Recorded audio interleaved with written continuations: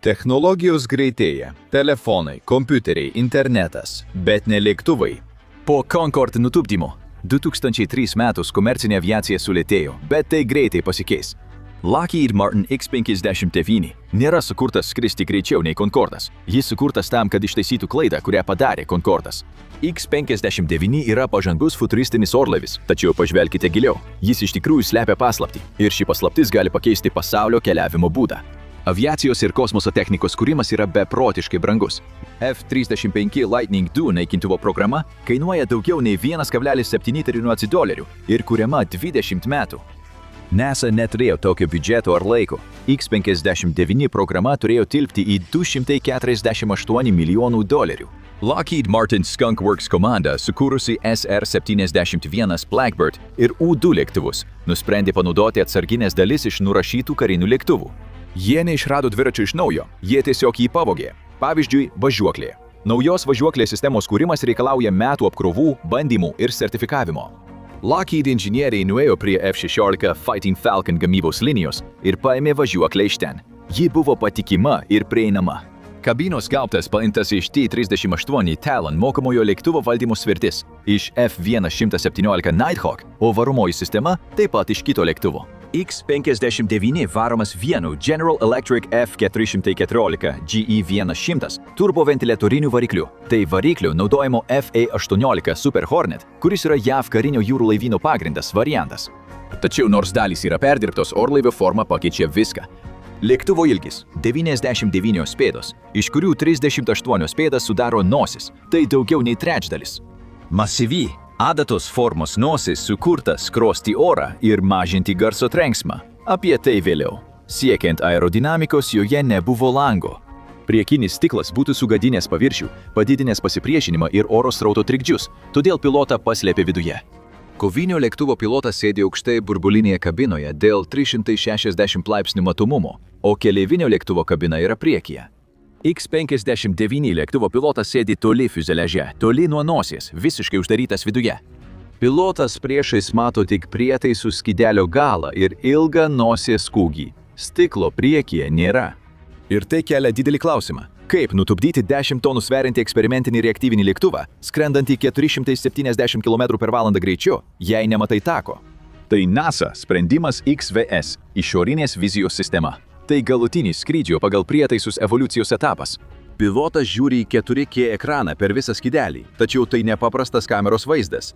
Kameros ant nosies ir pilvo fiksuoja vaizdą iš išorės, o superkompiuteris sujungia juos į langą priminantį vaizdą. Tai atrodo kaip langas, bet reiškia dar daugiau. Kompiuteris gali skaitmeninėme vaizde tiesiogiai rodyti pagrindinius skrydžio duomenis – aukštį, greitį, kryptį ir virtualius rodmenis. Spalvoti rėmeliai ekrane žymi pakilimo taką, o pilotui visi duomenys rodomi prieš akis, nereikia žiūrėti į prietaisus. Pilotui tai naujas psichologinis iššūkis – gyvybę patikėti vaizdo transliacijai. Jei ekranas užtemsta ar stringa, pilotas turi sekundės persijungti į šoninį langą ar nutraukti nusileidimą. NASA skraido virš garsinių pilotuojamų lėktuvų be matomumo į priekį, įrodydama šiuolaikinių skrydžių technologijų patikimumą. Kodėl statyti lėktuvą be langų ir su 11,5 metro nosimi, jei viršgarsiniai skrydžiai virš žemės draudžiami? Tai uždrausta ne dėl greičio, o dėl smūginių bangų. Norint suprasti, nereikia manyti, kad tai tuščia oro erdvė. Kai eini per kambarį, oras lengvai teka aplink tave. Molekulės spėja pasitraukti. Reaktyvinis lėktuvas viršijantis garso greitį kitaip elgiasi. Jis vejasi orą ir suspaudžia jį prieš jam pasitraukiant. Priartėjus prie Mach 1, apie 1235 km/val, oras nespėja greitai pasitraukti. Prie lėktuvo nosies ir sparnų susidaro aukšto slėgio smūginė banga. Reaktyviniam lėktuvui ją pralaužus susiformuoja dvi bangos – prie nosies ir uodegos. Dauguma reaktyvinių lėktuvų yra trumpi ir kompaktiški, todėl smūgininės bangos pasiekia Žemę kaip vienas stiprus energijos impulsas – N-banga. Slėgis greitai pakyla, nukrenta žemiau normos ir vėl kyla, sudarydamas N-formą. Žmogaus ausiai tai skamba kaip du aštrūs smūgiai vienas po kito. Ir tai nėra tik triukšmas, tai yra didelės energijos smūginė banga. Concorde trenksmas galėjo virpinti dangoraižių stiklus, numesti lėkštes ir sukelti automobilių signalizacijas rajone. Tai buvo ne tik skrydis, bet ir fizinė ataka prieš viską apačioje. Puikiai žinome, kokia tai buvo destrukcija. Prieš uždraudžiant viršgarsinius skrydžius virš Žemės, JAV vyriausybė juos išbandė ant savo piliečių. 1964 metais Federalinė aviacijos administracija klausė, ar amerikiečiai priprastų prie garso trenksmų. Jie manė, kad jei viršgarsinis keliavimas taps įprastas, žmonės prisitaikys prie jo triukšmo, kaip priprato prie traukinių ar greitkelių. Norėdami tai įrodyti, jie pradėjo operaciją Bongo 2. Jie pasirinko Oklahomos miestą kaip savo bandymo objektą. Oro pajėgos 6 mėnesius kasdien 8 kartus tuo pačiu metu skraidino F-104 Starfighter naikintuvus virš miesto viršgarsiniu greičiu. Tikslas buvo imituoti ateitį, kur viršgarsiniai lėktuvai nuolat skraido visoje šalyje. Tai sukėlė chaosą. Garso smūgiai ne tik erzino, jie drebino mokyklas, žadino kūdikius ir tūkstančiuose namų trūkinėjo tinkas. FAA gavo per 15 000 triukšmo skundų. Tai nebuvo tik paprasti skundai. Pateikta per 4600 pretenzijų dėl langų ir konstrukcijų pažeidimų. Ūkininkai pranešė, kad vištos išsigando ir nustojo dėti kiaušinius.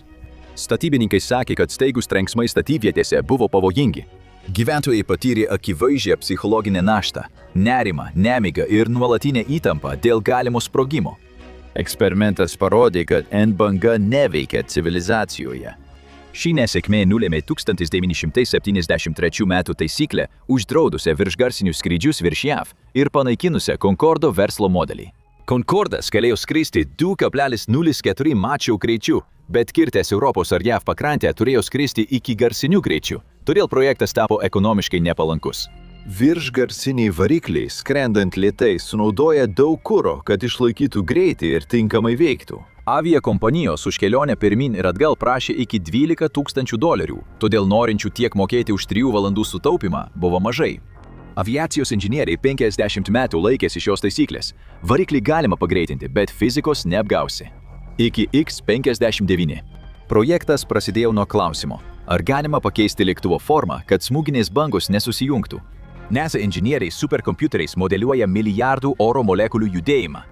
Jie bandė 1000 formų, kad įprastame lėktuve nesusidarytų N-banga. Sparnai, kabina, gaubtas ir uodega sukuria smūginės bangas, kurios susitelkia. X-59 korpusas suformuotas šioms bangoms valdyti. Jis kai kurias nukreipia į stratosferą, kitas žemyn, kruopščiai suplanuotais kampais. Smūginės bangos ištempiamos per visą lėktuvo ilgį ir nukreipiamos viena nuo kitos, kad niekada nesusilietų. Vietoje aštraus šuolio bangos išlieka išsklaidytos. Pasiekus žemę jos tampa švelnia banga. Grafike garso trenksmas primena dantytą žaibo liniją. Ši nauja banga labiau primena tolygų kalnelį ir žmogaus ausiai skirtumas yra milžiniškas. Kad X-59 būtų tylus, inžinieriams teko iš naujo apgalvoti viską, kas susiję su varikliu. F-18 variklis montuojamas ant lėktuvo viršaus, taip sumažinant triukšmą daugelį reaktyvinių lėktuvų. Variklio oro įsiurbimo anga skleidžia rėksmingą garsą, o turbinos mentės pjauna orą, sukurdamos aukšto dažnio ūžesį. X-59 lėktuve variklis sumontuotas viršuje, tad fiuzeliažas blokuoja garsą, tačiau toks išdėstymas turi trūkumų. Virš sparnų oras šiurkštus ir sūkurinis, o reaktyviniams lėktuvams tai nepatinka. Tai gali užstrigdyti kompresorių, todėl inžinieriai pridėjo mentelių ir ortakių sistemą, kuri išlygina oro srautą ir leidžia F-18 varikliui saugiai veikti net nestandartinėmis sąlygomis. Ir iššūkiai nesibaigia vien aerodinamika. Skrendant 1 ir 4 Macho greičiu atsiranda trintis. X-59 skrenda 55 000 pėdų aukštyje, kur oro temperatūra apie -70 Fahrenheito laipsnių. Lėktuvo paviršius įkaista, nes oro molekulės atsitrentamos į nosį ir sparnus sušildo jį iki daugiau nei 70 Fahrenheito laipsnių. Temperatūrų skirtumas priverčia metalą plėstis, tačiau įprastame lėktuve tai nesukelia problemų. X-59 būtina tiksliai išlaikyti orlaivio formą, nes tik taip galima suvaldyti viršgarsinį trenksmą. Priešingų atveju projektas gali žlugti.